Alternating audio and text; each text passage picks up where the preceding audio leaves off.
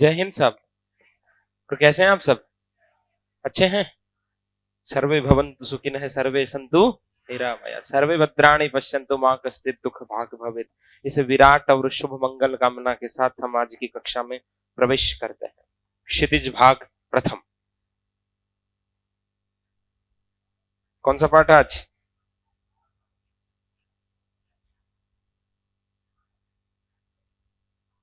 सुमित्रा नंदन पंत। प्रकृति का चित्रण करने में जिनको महारत हासिल है, सुकुमार कवि, ऐसे सुकुमार वर्ण योजना के माध्यम से जो रस की धारा बहाते हैं, अद्भुत, अनुपम, अद्वितीय। पंथ की बात करते हैं। आइए आज करें आरंभ। देखिएगा, अब देखो, पंत, प्रसाद, निराला, महादेवी, अब इनके जीवन व्रत की तो एक एक चीज याद रखनी है और पाठ पढ़ते पढ़ते हो ही जाएगी। शायद पंत को दूसरी तीसरी बार पढ़ रहे होंगे। ठीक है, देखो, सुमित्रा नंदन पंत का जन्म उत्तरांचल के, जन्मी वहां हुआ महाराज, प्रकृति की गोदी में। उत्तरांचल के अल्मोड़ा में जन्म हुआ। बताइए जरा, कितनी खूबसूरत जगह जन्म है पंत। अल्मोड़ा जिले के कोशानी गांव में सन 1900 में हुआ। उनकी शिक्षा बनारस और इलाहाबाद में हुई। आजादी के आंदोलन के दौरान महात्मा गांधी के आह्वान पर उन्होंने कॉलेज छोड़ दिया। छायावादी कविता के प्रमुख स्तंभ रहे सुमित्रा नंदन पंत का काव्य क्षितिज 1916 से 1977 तक फैला है। सन 1977 में उनका देहावसान हो गया। मतलब तकरीबन 77 वर्ष जिए, खूब जी लिए, इतना खूब होता। अरे वैसे यश है काय जरणा मरणजम भयम नास्ति, यश रूपी शरीर को जरा और मृत्यु का भय नहीं होता। वे अपनी जीवन दृष्टि के विभिन्न चरणों में छायावाद, प्रगतिवाद और अरविंद दर्शन से प्रभावित हुए। देखो, छायावाद के तो प्रमुख स्तंभ है ही, उसके अलावा बाद में प्रगतिवादी कविताएं भी लिखी और महर्षि अरविंद के दर्शन से प्रभावित होकर के इन्होंने मानवतावादी दर्शन पर भी क्या लिखी, कविताएं लिखी। वीणा, ग्रंथि, गुंजन, ग्राम्या, पल्लव, युगांत, स्वर्ण किरण, स्वर्ण धूलि, कला और बूढ़ा चांद, लोकायतन, चिदंबरा आदि प्रमुख काव्य कृतियां, साहित्य अकादमी पुरस्कार, भारतीय ज्ञानपीठ पुरस्कार और सोवियत लैंड नेहरू पुरस्कार से सम्मानित व्यक्तित्व। पंत की कविता में प्रकृति और मनुष्य के अंतरंग संबंधों की पहचान है कि मनुष्य का प्रकृति के साथ कैसा सहजात संबंध होता है। जन्म लेने के साथ ही प्रकृति के साथ संबंध होता है मनुष्य का। ठीक है, उसको बड़े मार्मिक ढंग से अभिव्यंजित करते हैं। उन्होंने आधुनिक हिंदी कविता को एक नई अभिव्यंजना पद्धति और काव्य भाषा से समृद्ध किया। भावों की अभिव्यक्ति के लिए सटीक शब्दों के चयन के कारण उन्हें शब्द शिल्पी कवि भी कहा जाता है। रेखांकित कर लीजिए है जी। भाव, भाई, जो भावनाएं हैं कविता के अंदर, उन भावनाओं को अभिव्यक्त करने के लिए बड़े सुंदर सुंदर शब्दों का चयन करने में इनको महारत हासिल है। देखिए, आज तो कविता का नाम ही क्या है, ग्राम श्री, श्रीमानी ऐश्वर्य, श्रीमानी ऐश्वर्य। गांव का क्या ऐश्वर्य है, वो मैं हमेशा कहा करता हूं ना, मेरी चार पंक्तियां, कि इसे ईश्वर की मेहर कहूं या और कुछ, इसे ऐसे पढ़ा करो साथ साथ, ऐसे क्या है सुबह सुबह, इसे ईश्वर की मेहर कहूं या और कुछ। हमें भी कई जवा महफिलों में खुशियों की जुस्तजू मिली है, इसे तकदीर कहें या और कुछ। हमें भी कई जवा महफिलों में खुशियों की जुस्तजू मिली है, मगर सुबह के उस कमबख्त सपने में वो गांव वाला पीपल नजर आता है।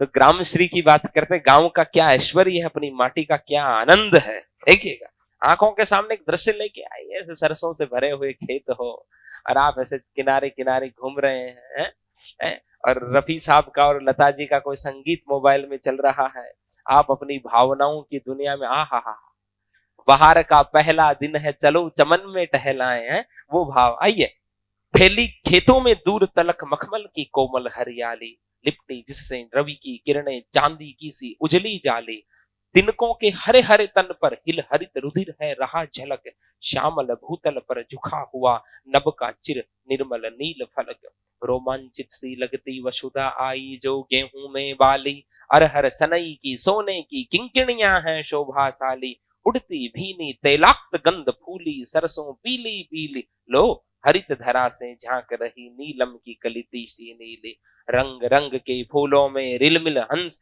हंस रही सखियां मटर खड़ी, मखमली पेटियों से लटकी छिमियां छिपाए बीज लड़ी, फिरती है रंग रंग की तितली रंग रंग के फूलों पर सुंदर, फूले फिरते हैं फूल स्वयं उड़ उड़ वृंतों से वृंतों पर।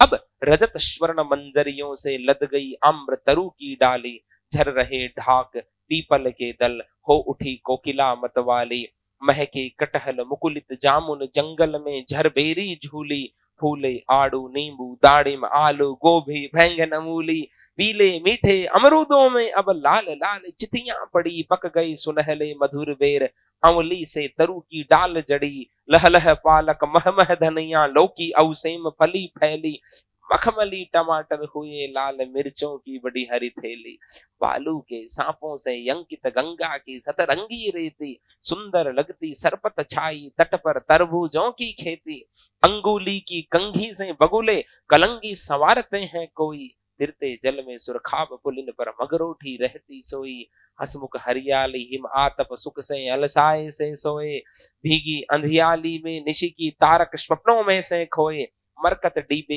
डिब्बे सा खुला ग्राम जिस पर नीलम नभ आच्छादन, निरुपम हिमांत में स्निग्ध शांत निज शोभा से हरता जनमन, हरता जनमन। ऐसे थोड़ा थोड़ा दृश्य तो आंखों के सामने आ ही गया होगा ना।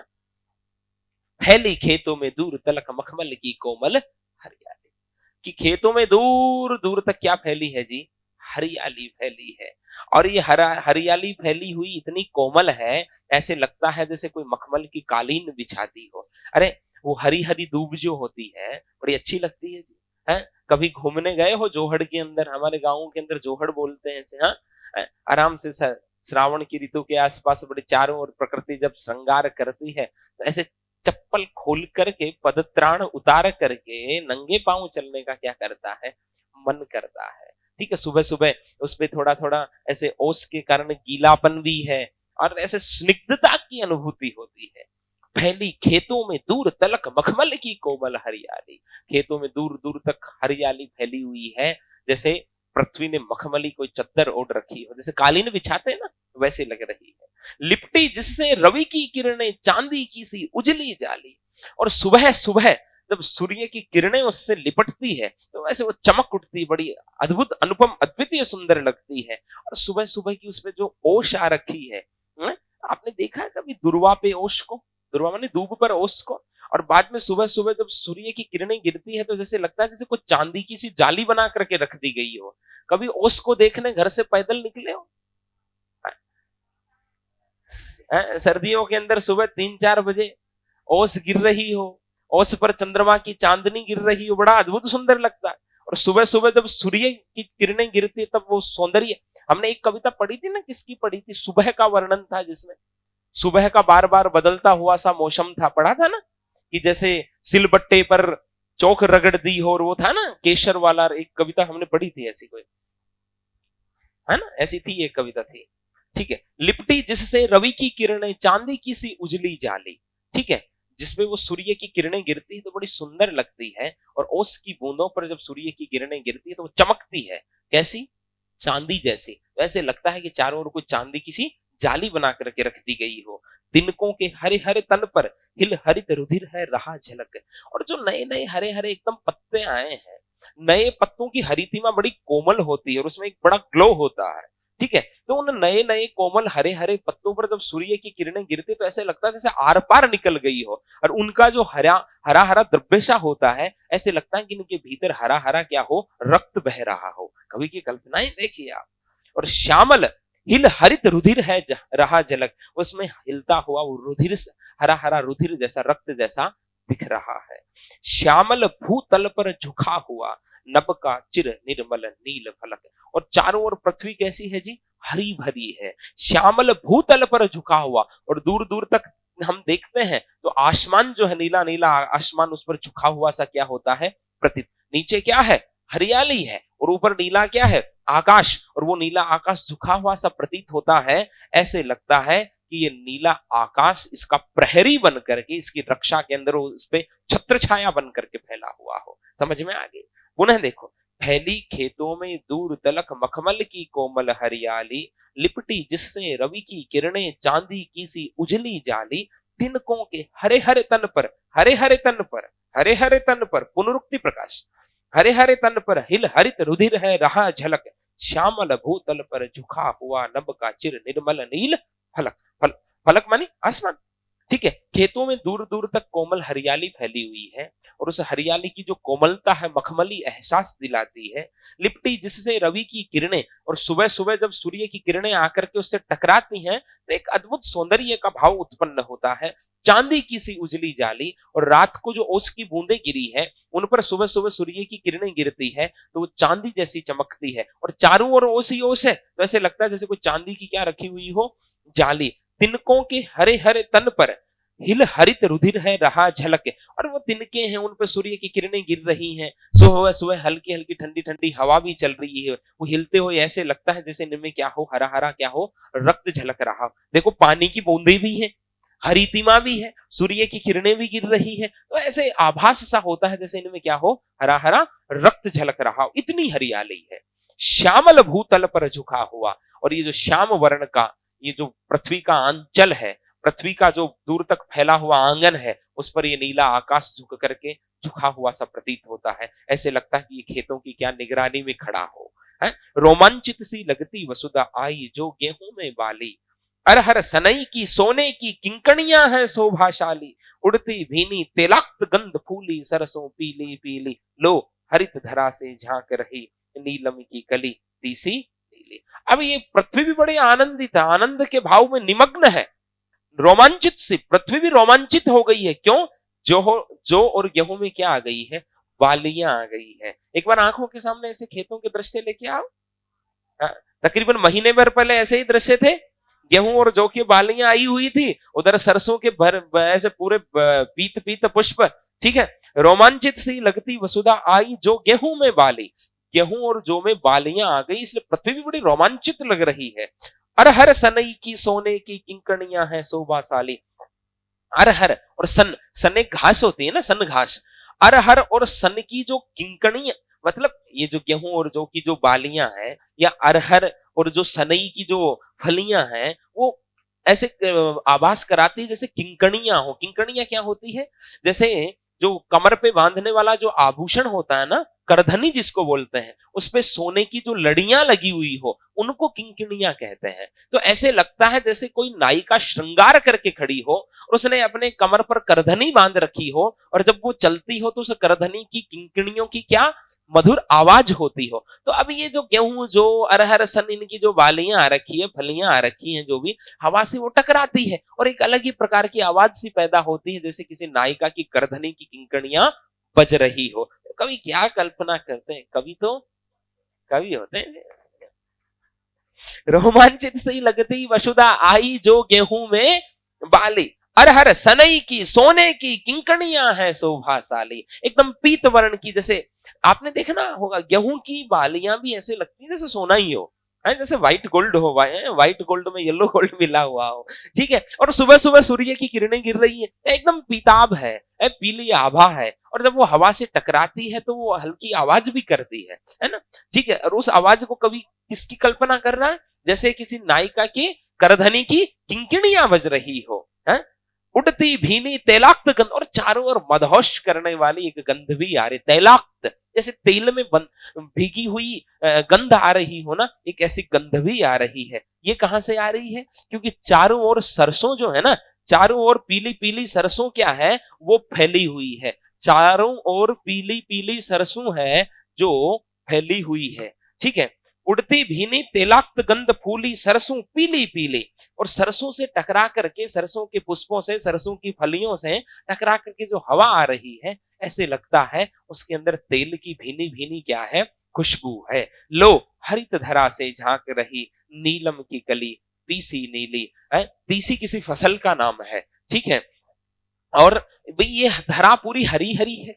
ठीक है, धरा कैसी है? हरी हरी। हरा क्या होता? पन्ना। हरा क्या होता है? पन्ना। तो हरी भरी ये धरा कैसी लग रही है? जैसे कोई पन्ना हो और उस पर जो नीला आकाश है, नीला आकाश है, उसको अपन इसने नीलम, नीलम भी एक माणिक्य होता है, नीलम भी एक रत्न होता है, तो उसकी कवि ने क्या कर दी है उपमा, कि ये तीसी की जो नीली नीली जो उसकी कोई पुष्प आते होंगे, ये तीसी की फसल क्या होती है? तीसी की फसल क्या होती है? अब ये तो अपन ने देखी नहीं, अपने यहाँ तो होती नहीं है। ठीक है। तो ये तीसी की फसल का जो नील वर्ण का कोई फली है, किसकी कोई जो बाली है कि जो भी है, ठीक है, वो भी उसकी नीले रंग की आ चुकी है। और हरी धरा से झांक रही नीलम की कली, और उस पे देखने पे ऐसे लगता है कि हरी हरी धरा से कोई नीलम की कली क्या है, झांक रही है। कवि इसके अंदर क्या कर रहा है, कल्पनाएं कर रहा है कि हरी हरी धरती, हरा हरा पन्ना जैसा लग रहा है, आकाश भी नीला है, और तीसी की वो फलियां है जो है वो भी कैसी है, नीली है। ऐसे लगता है हरे पन्ने के अंदर कोई क्या जड़ दी गई हो, नीलम जड़ दी गई हो। कवि ऐसी कल्पनाएं कर रहा है। रंग रंग के फूलों से रिलमिल हंस रही सखियां मटर खड़ी, मखमली पेटियों से लटकी छिमियां छिपाए बीज लड़ी।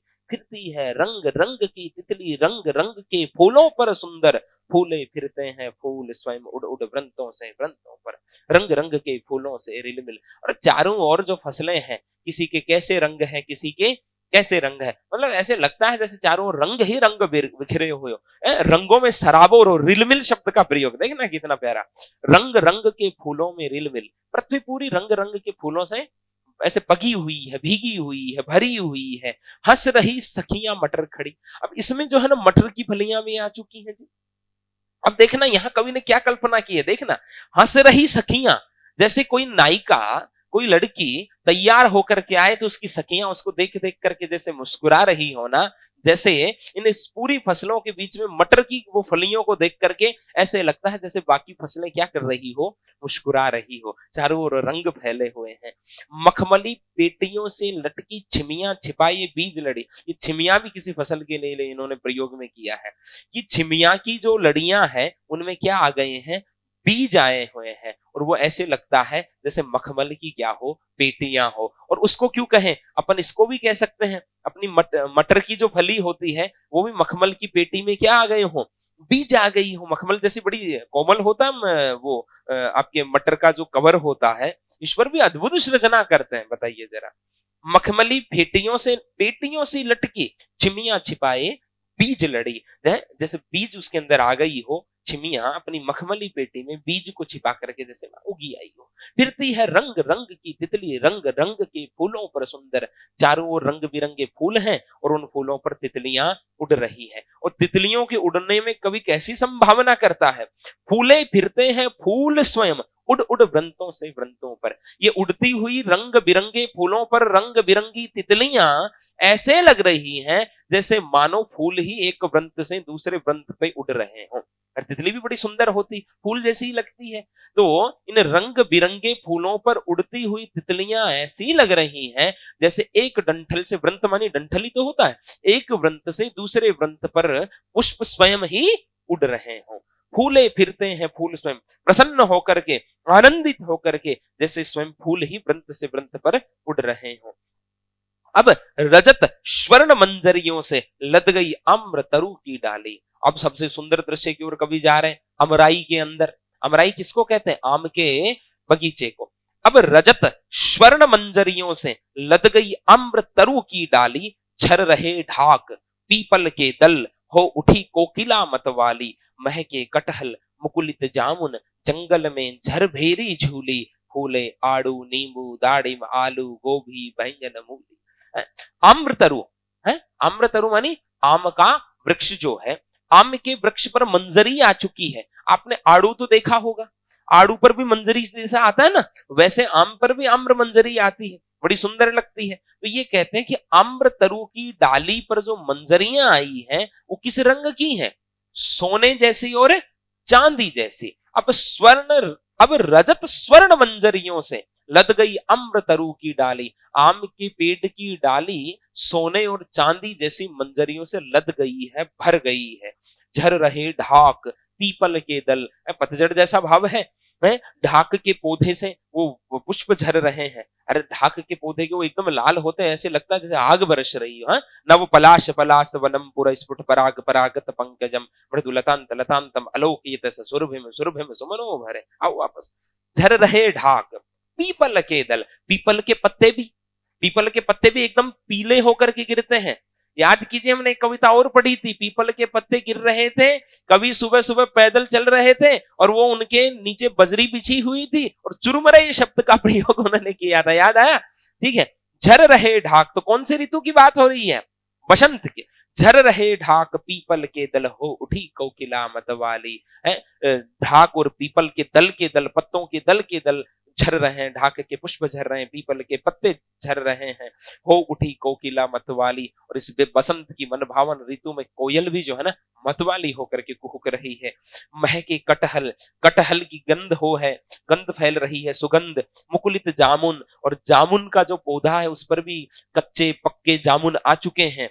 जंगल में झरभेरी जूली, और जंगल में झरभेरी के पौधे पर भी उसके जो पुष्प या फल आ चुके हैं। झरभेरी भी कोई फसल का नाम है या किसी वृक्ष का नाम है, ठीक है। फूले आड़ू, आड़ू, नींबू, दाड़िम, आलू, गोभी, बैंगन, मूली, सबके सब पुष्पित पल्लवित हो गए हैं। मतलब प्रकृति क्या कर रही है जी, प्रकृति में फसलें पक रही हैं, ठीक है। पीले मीठे अमरूदों में अब लाल लाल चिट्टियां पड़ी, पक गए सुनहले मधुर बेर, अमली से तरु की डाल जड़ी। लह लह पालक मह मह धनिया, लौकी अब सेम फली फैली, मखमली टमाटर हुए लाल, मिर्चों की बड़ी हरी थैली। हाँ जी बात बताइए। अमरूद, हाँ अब अमरूद के पौधे को आंखों के सामने लेकर के आओ, लाओ लाए। हाँ, अब सुनो अमरूद पर जो है, अमरूद का जो वृक्ष है उसमें अमरूद लग चुके हैं, और इन्होंने देखो क्या कहा, पीले अमरूद पीले हो चुके, पीले ही नहीं, अब वो इतने मीठे हो चुके हैं कि उन पर लाल लाल चकतियां बन चुकी, लाल लाल निशान बन चुके हैं। पीला अमरूद और उसमें बीच में एकदम रेड रेड जो है ना जितनी पड़ी हुई है, बड़ा आनंद, आहा, ठीक है। पक गए सुनहले मधुर बेर है, और जो बेर जो थे ना वो भी अब सोने जैसे रंग के हो गए, वो भी पक गए हैं। ऐसे लगता है जैसे रस बाहर निकलने को आतुर हो। ऐसे सुबह सुबह कल्पना ही करो खाने पीने की चीजों की सूर्योदय से पूर्व की अवस्था में, ठीक है। पक गए सुनहले मधुर बेर है, जो मधुर मधुर मानी मीठे, मीठे मीठे बेर भी अब सुनहले रंग के हो गए, इसका मतलब पक गए हैं। अमली से तरु की डाल जड़ी, और जो आंवला का जो पौधा है ना उसकी डाल पर भी क्या आ गए हैं, आंवले आ गए, छोटे छोटे। अमली शब्द का प्रयोग किया है, और ऐसे लगता है जैसे डाल के ऊपर जैसे कोई हरे हरे मरकत जड़ देना, मान लीजिए हरे हरे कोई हरा कोई रत्न किसी आप कोई आभूषण बनाओ उसमें जड़ दे, जड़ी शब्द का प्रयोग किया है। हो सकता है कवि का भाव ये हो कि उस डाली पर ऐसे लगता है कि हरे हरे आंवले जो है ना, हरे हरे रत्न क्या है, जड़ दिए गए, मतलब आंवले छोटे छोटे आंवले भी लग चुके हैं, ठीक है। लह लह पालक, पालक लहला रहा है, धनिये की गंध सुगंध फैल रही है चारों ओर। लौकी, लौकी तो जानो ही हो, और सेम की फलियां भी जानते हो, ठीक है। लौकी और सेम की फलियां भी जो है ना अब फल भी रही हैं और फैल, मतलब लौकी बड़ी हो रही है और सेम की फलियां फैल रही है। मखमली टमाटर हुए लाल, हाँ टमाटर, टमाटर बड़ा कोमल होता है, टमाटर का कवर देखो प्रभु ने कैसा रचा है, ऊपर तो एक झिल्ली आती है, फिर भीतर देखो कितना उसमें वो एक मखमलीपन होता है। टमाटर भी कैसे हो गए लाल, पहले टमाटर हरा होता है, अब क्या हो गया वो भी लाल, मतलब पक चुका है। मिर्चों की बड़ी हरी थैली, और बड़ी बड़ी ये मोटी शिमला मिर्चें ये लटकती हुई ऐसे लग रही है जैसे कोई हरी हरी थैली लटक रही हो, बताइए जरा। अब गंगा के किनारे चलते हैं। बालू के सांपों से अंकित गंगा की सतरंगी रेती, सुंदर लगती सरपत छाई, तट पर तरबूजों की खेती। आहा, अंगुली की कंघी से बगुले कलंगी संवारते हैं कोई, तिरते जल में सुरखाब पुलिन पर मगरोठी रहती सोई। बालू के सांपों से अंकित गंगा की सतरंगी रेत, गंगा के किनारे जो रेत है, अरे नदी के किनारे रेत होती है दो आप, ठीक है। अब हवा चलती है, हवा चलती है तो जैसे अपने यहाँ मरुस्थल के अंदर बीकानेर साइड, जैसलमेर साइड धोरों के ऊपर वो बन जाती है ना एकदम लहरें सी, तो वो हवा से वो लहरें बन गई है, और उन लहरों पर भी जब सूर्य की किरणें गिर रही हैं, सुबह सुबह रेत पे गिरती हैं, तो वो भी चमकती, सतरंगी चमक है वहां बालू के सांपों से। और वो लहरें ऐसे लग रही है जैसे कोई सांप यहाँ लौट करके या गया हो, चल करके गया हो।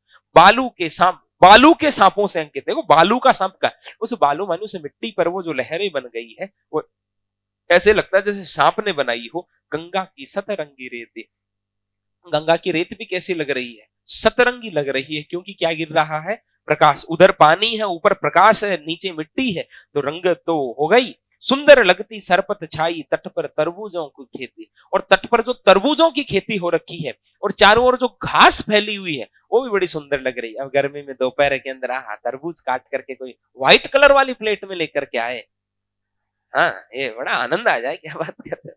सुंदर लगती सरपत छाई तट पर तरबूजों की खेती, अंगुली की कंघी से बगुले कलंगी संवारते हैं कोई। और जो बगुले हैं, जो बगुले, वो भी तट पर शिकार करने के लिए खड़े हैं, वो अपना कर्म कर रहे हैं, ठीक है। और बाद में जब उनके सर में खुजली चलती है तो वो अपने चोंच चांच से वो कलंगी होती है ना, उस पे ऐसे लगता है जैसे कोई उंगली से अपनी जो है ना बालों में कंघी कर रहा हो।